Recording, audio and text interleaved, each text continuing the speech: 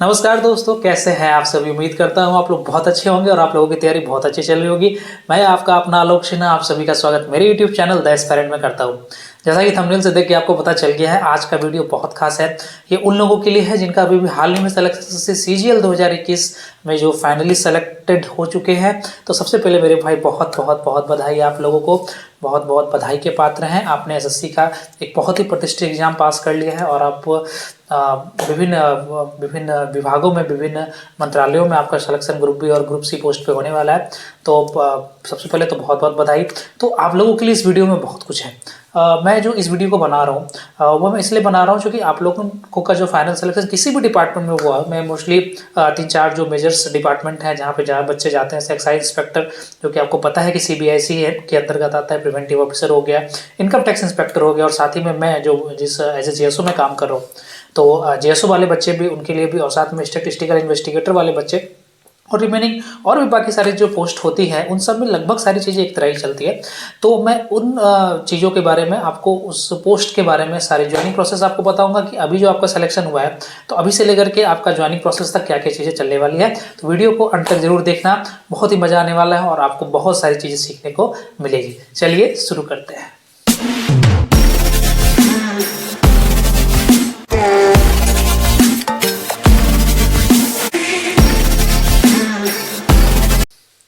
तो सबसे पहले यदि मैं बात करूं, मैं पोस्ट बाय पोस्ट की चीज़ों की मैं बात करूंगा कि सबसे पहले मैं एक्साइज इंस्पेक्टर की बात करता हूं। हर साल एक्साइज इंस्पेक्टर एक ऐसा पोस्ट है जो कि आपको पता है लेवल 7 का पोस्ट होता है और ये आपके कंधे पे 3 स्टार देता है।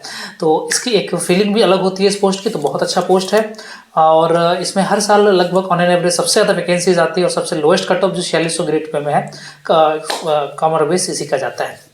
तो देखो, सबसे पहले ये जो मैंने वीडियो बना रहा हूँ उसका श्रेय जाता है मेरे एक फ्रेंड हैं जिनका सिलेक्शन जो है सीजीएल 2020 में हुआ था एक्साइज इंस्पेक्टर के पोस्ट पे। तो उनसे जो है मुझे सारी जानकारियाँ मिली है। तो मैं जो आपको रेफरेंस में चीज़ें बताऊँगा वो सीजीएल 2020 से बताऊँगा, ताकि आपके दिमाग में अच्छे से चीज़ें क्लियर हो जाए कि हाँ, अब जो मेरा रिजल्ट आया है तो 20 वाले सीजीएल में कितने कितने दिन में क्या क्या प्रोसेस हुआ था और 21 वाले सीजीएल में जो है आप लोगों का ज्वाइनिंग कैसे कैसे होने वाला है। तो देखो, सबसे पहले एक चीज़ हमेशा दिमाग में डालो, चाहे आपका पोस्ट किसी भी पोस्ट पे आप सेलेक्ट हुए हो। 2020 के पहले चीज़ें अलग चलती थी। 2020 के पहले चीज़ें क्या बहुत स्लो चलती थी। ज्वाइनिंग प्रोसेस होने में 6-8 महीने तक भी लगते थे अलग अलग डिपार्टमेंट में। लेकिन 2020 मोड से, आपको 2020 में पता है कि मिशन मोड वगैरह का जो हुआ था उसके चलते, और ये रोजगार मेला जो लगाया गया था तो उसके चलते लगभग सारे पोस्ट की जो ज्वाइनिंग थी वो 20 जनवरी के आसपास बहुत सारे पोस्ट, इनकम टैक्स हो गया, एक्साइज इंस्पेक्टर हो गया, जेएसओ हो गया, इन सब लोगों को जो है 20 जनवरी को ज्वाइनिंग लेटर दे दिया गया था। और यदि आपको याद हो, यदि सीजीएल 2020 का जो रिजल्ट आया था ना वो 31 अक्टूबर 2022 को आया था। तो आप एक देखें तो नवंबर दिसंबर 2 महीने में जो है लगभग जो भी पोस्ट की मैं बात बता रहा हूँ उनका सारा जो प्रोसेस था, सारा अपॉइंटमेंट प्रोसेस जो भी था वो सारा जो है वो खत्म कर लिया गया था, जो भी चीज़ें थी। तो आप समझ सकते हो कि बहुत जल्दी चीज़ें जो हुई थी पिछले साल, इस साल भी आप उम्मीद कर सकते हो चीज़ें जल्दी ही होगी। लेकिन हो सकता है कि रोजगार मेला वगैरह का अभी ऐसा कुछ सीन नहीं चल रहा है, लेकिन हो सकता है कि चीज़ें जो है पहले की तरह नहीं चलेंगी। 3-4-5 महीने में चीज़ें नहीं होंगी, जल्दी चीज़ें आपको सारी देखने को मिलेगी। तो देखो, मैं स्टार्ट करता हूँ एक्साइज इंस्पेक्टर से। सबसे पहले जो एक्साइज इंस्पेक्टर में क्या होता है कि जैसे आप एक्साइज इंस्पेक्टर आप लग गए, सबसे पहले आपको क्या होता है, जोन प्रेफरेंस फॉर्म एक आता है। ठीक है, जोन प्रेफरेंस फॉर्म आता है, जैसा कि उन्होंने बताया कि टोटल 16 जोन है सीबीआईसी के भारत में। तो आप समझ सकते हैं कि 16 या 22 में थोड़ा कन्फ्यूजन है, वो देख लेना। तो जो भी है आप देख सकते हैं कि 16-22 है। तो आप समझ सकते हैं कि एक स्टेट में जो है आप मान के चलिए कि एक जोन होगा, या बड़े स्टेट में या जो बहुत ज़्यादा वहाँ पे डेवलप्ड स्टेट्स हैं वहाँ पे 2 भी हो सकता है, लेकिन एक एवरेज आप मान के चले तो एक 1.5 स्टेट में आपका जो है एक इसमें जोन होता है। ठीक है, तो सबसे पहला काम क्या होता है कि आप लोग एक्साइज वालों की मैं बात कर रहा हूँ, वहाँ पर आपको को एक जोन प्रेफरेंस फॉर्म भेजा जाएगा आपके मेल पे। तो 2 चीज़ें हमेशा याद रखना, चाहे आपका किसी भी पोस्ट पे सिलेक्शन हुआ। पहली चीज़ कि किसी ना किसी जाकर के ग्रुप में ज्वाइन कर लेना, जो कि आपके जो कि आपके पोस्ट वाले बच्चे होंगे, टेलीग्राम पे आपको इजीली ग्रुप मिल जाएगा, तो वहाँ पे पहले जाके ज्वाइन कर लो। दूसरा क्या कि जो मेल है आपका, वो मेल को हमेशा चेक करते रहो। मेल पे ही सारी चीज़ें आपको भेजी जाती है और मेल पर भेजी ही जाती है। तो मेल को हमेशा चेक करते रहो और ऐसा किसी ग्रुप में जुड़ जाओ जहाँ से आपको चीज़ों को इन्फॉर्मेशन मिलता चलेगा। ठीक है, तो सबसे पहले मैंने बताया कि जोन प्रेफरेंस फॉर्म निकलेगा, और ये जो पिछले साल की मैं यदि बात करूँ, 2020 की मैं बात करूँ, तो वो 10-12 दिन के बाद, फाइनल रिजल्ट के 10-12 दिन के बाद ये प्रेफरेंस फॉर्म आप लोगों को मेल में आ गया था। तो मैं वो उसके साथ तुलना भी करता चलूँगा ताकि आपको समझ में आ जाए चीज़ें कि कैसे कैसे चीज़ें आपकी चलेंगी। उसके बाद जो है इन प्रेफरेंस फॉर्म को भरना था जहाँ पर आपको प्रेफरेंस को मांगा गया था। उसके बाद क्या हो गया कि जब जोन प्रेफरेंस फॉर्म का जो भी डेट होगा आपने सबमिट कर दिया, सबमिट करने के बाद फिर आपको विद इन 1 और 2 वीक्स के अंदर जो है आपको जोन अलॉट हो गया था। जोन अलॉट होने पे मतलब क्या हुआ था कि आपको एक मेल आ गया था कि भाई आपको इस जोन में आपको जो ये वाला जोन अलॉट हुआ है, और इस जोन के अंदर आपको जो है, चूंकि एक्साइज इंस्पेक्टर एक ऐसा पोस्ट है जहाँ पर आपको फिजिकल भी देना पड़ता है और मेडिकल का भी थोड़ा महत्व है, चूँकि कलर ब्रांडनेस जो है वो एक्साइज इंस्पेक्टर में आप नहीं लेके चल सकते, मगर कलर ब्रांडनेस का एक बहुत बड़ा इशू वहाँ पे एक्साइज इंस्पेक्टर के पोस्ट में होता है। ठीक है, तो थोड़ा सा चीज़ें यहाँ थोड़ी सी कॉम्प्लिकेटेड हो जाती है, बाकी पोस्ट से मैं यदि बात करूँ थोड़ी सी चीज़ अलग होती है। तो यहाँ पर फिजिकल भी आपको देना पड़ता है। तो जोन अलॉट होने के बाद, जोन अलॉट जो आपका हो गया, उसी समय आपको एक मेल आता है। वहाँ पे आपको आपकी जो फिजिकल होने वाली है, आपकी जो डीवी होने वाली है, और साथ ही में जो आपका मेडिकल वगैरह है, वो सारे के लिए आपको बुलाया जाता है एक साथ, और वो उसी जोन में बुलाया जाएगा जिस जोन में आपका सिलेक्शन हुआ है और जिस जोन में या फिर आपको काम करना है।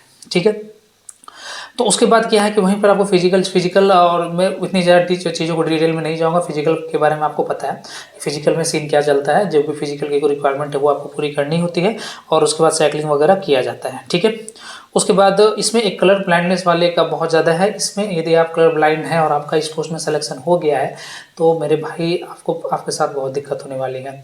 कलर ब्लाइंडनेस यहाँ पर एकदम नहीं चलने वाला आपका। ठीक है, और नॉर्मली उसके बाद जो मेडिकल टेस्ट होते हैं वो नॉर्मल होते हैं, और जो मेडिकल टेस्ट होते हैं मैं आपको बता दूं थोड़ा सा इसके बारे में। मेडिकल टेस्ट में नॉर्मली वो आपका हार्ट का होगा, और फिर हाइट वेट वगैरह मापा जाएगा, आई मापा जाएगा, और साथ ही में चेस्ट वगैरह का एक्सरे करने को बोला जा सकता है। ये सारी चीज़ें आपको अपने डिस्ट्रिक्ट मेडिकल हॉस्पिटल से बनानी होती है। एक सेट परफॉर्मा होता है, वो परफॉर्मा लेके जाना होता है, जो टेस्ट वेस्ट की रिपोर्ट लगा के मेडिकल लेके चला जाना होता है।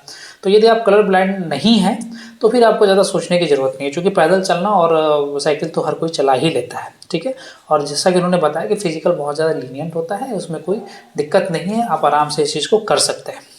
ठीक है, तो आपका जोन अलॉट हो गया। एक जो आपको पहले प्रेफरेंस फॉर्म आ गया, 10-12 दिन के बाद प्रेफरेंस फॉर्म आपने डाला, उसके विद इन 1 और 2 वीक्स जो है, पिछले बार ऐसा हुआ था कि आपको जोन अलॉट हो गया। जोन अलॉट होने के बाद उन्होंने आपको बुलाया, आपकी फिजिकल हुई, आपकी डीवी हुई वहीं पे, और डीवी में और भी कुछ फॉर्म्स होते हैं, अटेस्टेशन फॉर्म्स। ये जो मैं बता रहा हूँ डीवी में, उसमें हमेशा आपको अटेस्टेशन फॉर्म्स और मेडिकल फॉर्म्स और बहुत सारे फॉर्म्स होते हैं, वो सारी चीज़ें आपको भर के जानी पड़ती है, वो आपके मेल में ही सारी चीज़ें आ जाएगी। ठीक है, उसके बाद क्या हुआ कि एक चीज़ और होता है वहाँ पे, पिछले साल एक्साइज वालों के साथ ऐसा हुआ था कि जो आपका जो सिलेक्शन जिस जोन में हुआ है, उस जोन के बाद कमिश्नरेट ऑफिसेस होते हैं। ठीक है, तो उस कमिश्नरेट ऑफिस में आपको प्रेफरेंस वहाँ पे मांगा जाता है कि भाई इस जोन में, आप जिस जोन में आए हैं वहाँ पे ये कमिश्नरेट ऑफिसेज हैं, तो आप कहाँ पे जाना चाहते हैं। तो वो प्रेफरेंस फॉर्म भी उन्होंने बताया कि उनसे मांगा गया। तो हो सकता है किसी जोन में नहीं भी मांगा जाए, लेकिन इनका जो है वो चेन्नई जोन का था, तो उनको वहाँ पर से मांगा गया था, तो उन्होंने वो चीज़ दिया था। ठीक है, और एक जोन में उन्होंने बताया कि नॉर्मली 6 से 7 कमिश्नरेट हो सकते हैं, किसी में ज़्यादा भी हो सकते हैं, किसी में कम भी हो सकते हैं, ऑब्वियस सी बात है, वो जोन बाय जोन डिपेंड करेगा। ठीक है, और उसके बाद क्या हुआ कि जब ये सारी चीज़ें फिजिकल वगैरह दे के आए, डीवी दे के आए, तो ऑब्वियस सी बात है कि जब कैंडिडेट्स ज़्यादा होते हैं तो वो मतलब थोड़ा सा लंबा टाइम चलता है इनकी डीवी का, चूँकि फिजिकल भी कराना होता है और मेडिकल भी कराना होता है, और मतलब आपका डीवी भी कराना होता है, तो थोड़ा सा लंबा टाइम जाता है इनका इन सब चीज़ों में। और जब सारे लड़कों का बच्चों का लास्ट बैच का जब ये सिलेक्शन हो जाता है, उसके 6 से 7 दिन के अंदर जो है आपका ज्वाइनिंग लेटर आ जाता है।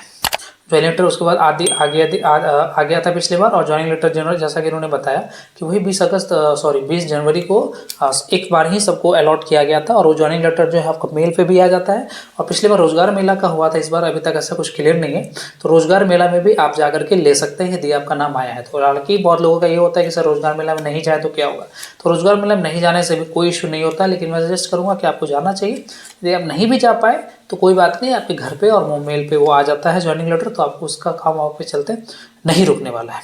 ठीक है, तो उसके बाद क्या होगा कि आप जो है, जब आपका ज्वाइनिंग लेटर आएगा तो आप उस कमिश्नरेट में जाकर के रिपोर्ट करेंगे, और कमिश्नरेट में रिपोर्ट करने के बाद आपको कहाँ पर जाना है, ये आपको वहाँ पे कुछ दिन हो सकता है रुकने के लिए दे दें, और रुकने के बाद जो है आपको चीज़ें थोड़ी सी अच्छे से समझ में आएगी। और फिर आपको किस ऑफिसेस में जाना होगा वो वहाँ पे वो बता देंगे। और बताने के बाद फिर आपको हो सकता है कि सेम डे ही जब भेज दें, या हो सकता है 2 दिन बाद भेजें, या एक दिन में 1 महीने बाद भेजें, तो वो उनका प्रॉब्लम होता है। ठीक है, तो मुझे लगता है कि मोटा मोटी मैंने आपको अच्छे से समझा दिया होगा जो एक्साइज वाले बच्चे हैं कि आपके साथ आगे क्या होने वाला है, अभी से लेकर के आपका ज्वाइनिंग तक का क्या प्रोसेस होने वाला है। मैं साथ ही में इसमें चूंकि वीडियो बहुत लंबा हो रहा है तो मैं ऐसा करता हूँ, प्रिवेंटिव ऑफिसर का एक थोड़ा सा मैं डाल देता हूँ। अब प्रिवेंटिव ऑफिसर भी आपको, जैसा कि आपको पता है कि प्रिवेंटिव ऑफिसर भी जो है वो CBSE के अंतर्गत ही आता है। तो प्रिवेंटिव ऑफिसर भी एक मेरे भाई हैं, उनका सिलेक्शन हुआ था। मैं गोपनीयता के लिए नाम नहीं ले रहा हूँ, लेकिन यदि आप मेरी वीडियो को देख रहे हैं तो भाई आपका बहुत बहुत धन्यवाद। ठीक है, उसके बाद यहाँ भी कुछ ऐसा ही सीन चलता है, लेकिन थोड़ी सी चीज़ें यहाँ पे एक्साइज इंस्पेक्टर से अलग हो जाती है। यहाँ पर इन्होंने सबसे पहले बताया कि वैसे प्रेफरेंस फॉर्म इनको आया था, जैसे वहाँ पे 18 या 22 जो जोन्स थे एक्साइज में, GST जिससे आप कह सकते हैं। यहाँ पर इन्होंने बोला कि 6 जोन है पूरे भारत में प्रिवेंटिव ऑफिसर के लिए। ये 6 जोन में आपका जोन एलोकेशन के लिए वो फॉर्म भेजते हैं कि भाई आपको कौन सा प्रेफरेंस आपसे मांगते हैं।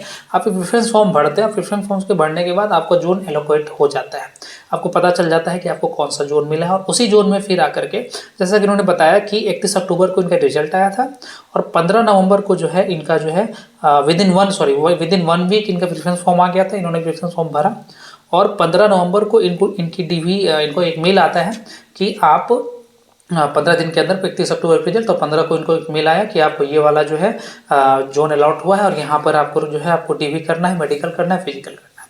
ये भी जो है इनका भी 3 दिन का होता है, और 3 दिन का इनका भी प्रोसेस होता है। तो इनका भी थोड़ा सा लंबा चलता है प्रोसेस।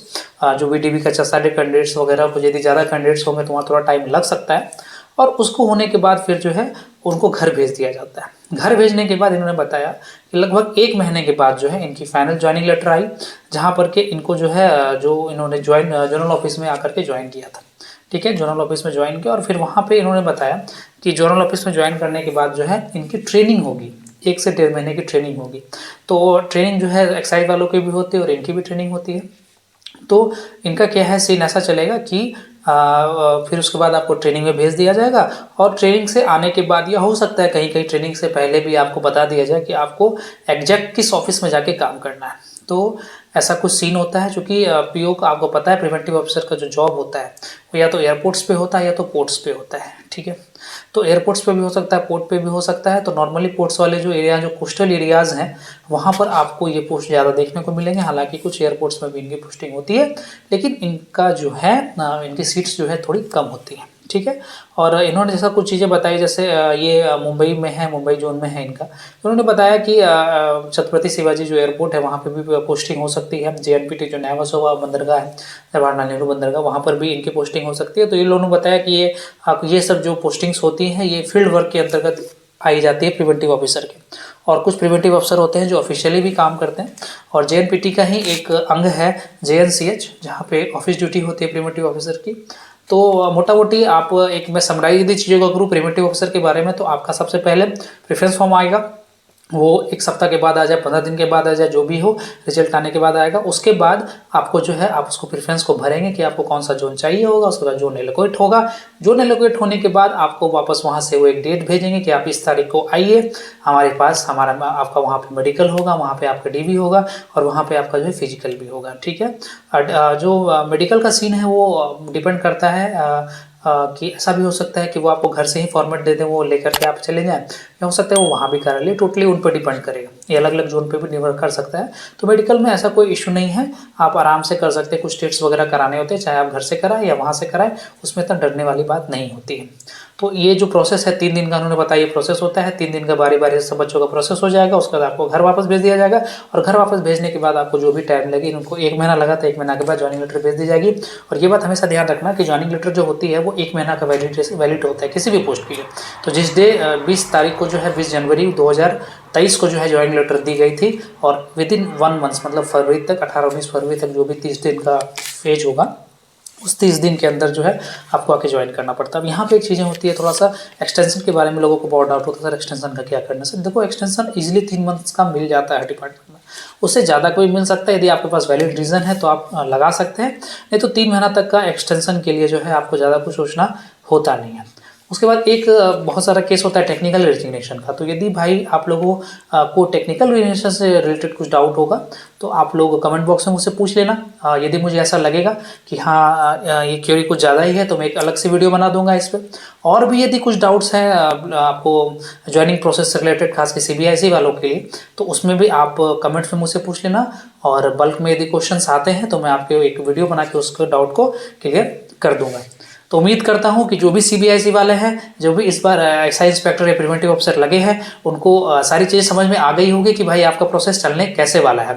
ये जो भी वीडियो था, उम्मीद करता हूं कि आपको बहुत अच्छा लगा होगा।